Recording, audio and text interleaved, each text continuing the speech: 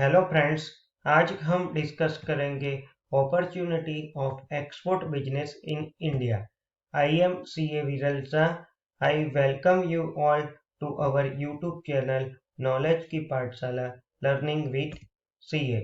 So let us start discussion for today's topic. Export का business है वो global business है, मतलब वो 24/7 चलता रहता है।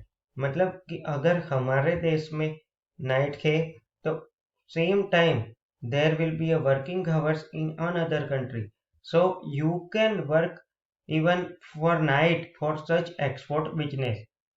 उसका मतलब क्या हुआ कि एक्सपोर्ट का बिजनेस 24/7 चलता रहता है। और एक्सपोर्ट के बिजनेस में अगर आपके पास गुड प्रोडक्ट और सर्विस है तो उसके ऑलवेज किसी और कंट्री में डिमांड रहती है। मतलब अगर आपके पास गुड प्रोडक्ट और सर्विस है तो उससे आप आसानी से इंटरनेशनल मार्केट में एक्सपोर्ट कर सकते हो। सेम फॉर एग्जांपल, इंडिया में गारमेंट की मैन्युफैक्चरिंग होती है, दवाइयाँ और ड्रग की भी मैन्युफैक्चरिंग होती है।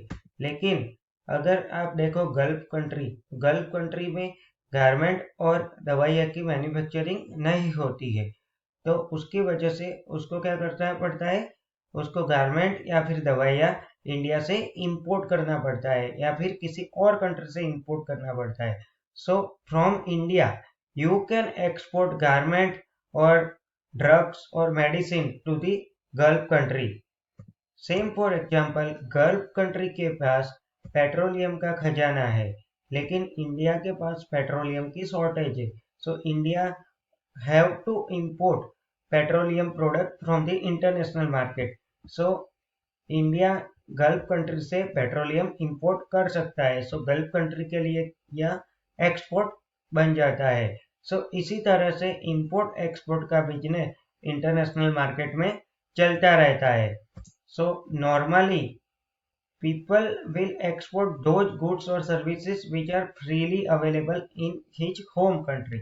So लोग क्या करते हैं कि जो अपनी कंट्री में सर्विसेज या प्रोडक्ट ज़्यादा से ज़्यादा अवेलेबल है उसका एक्सपोर्ट करते हैं, और जो अपनी कंट्री में आसानी से चीज़ें या सर्विसेज अवेलेबल नहीं होती है उसका इंपोर्ट करते हैं। फर्दर, एक्सपोर्ट में प्रॉफिट मार्जिन डोमेस्टिक बिजनेस से ज़्यादा होता है और एक्सपोर्ट में फॉरेन एक्सचेंज गेन की भी संभावना रहती है। फर्दर, हमारी गवर्नमेंट ऑफ इंडिया एक्सपोर्ट को प्रमोट करती है। हमारे गवर्नमेंट का टारगेट है कि इंडियन इकोनॉमी को 5 ट्रिलियन तक पहुंचाना, तो इसकी वजह से वह एक्सपोर्ट को प्रमोट करती है और एक्सपोर्ट प्रमोशन के लिए वह हमें कुछ टैक्स इंसेंटिव या फिर रिबेट प्रोवाइड करती है। फर्दर, वर्ल्ड ट्रेड ऑर्गेनाइजेशन है, उसने एक्सपोर्ट के लिए रूल्स एंड रेगुलेशन बनाए हुए हैं जो कि कॉमन है, और